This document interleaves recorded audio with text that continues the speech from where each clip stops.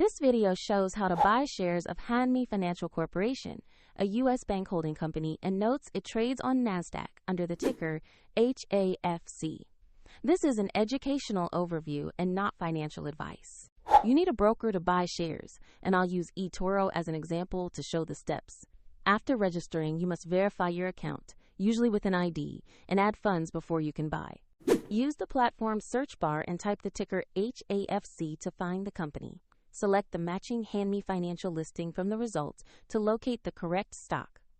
On the asset page, you'll see basic company information and a price chart for context. Confirm the company name and ticker HAFC to ensure it's the right stock. Tap Invest, choose the amount you want to buy, review the order details, and confirm the trade. If the market is closed, your order will be queued or executed when trading reopens. And if you lack sufficient funds, the platform will prompt you to add money before confirming. Your new position will appear in your portfolio where you can monitor it.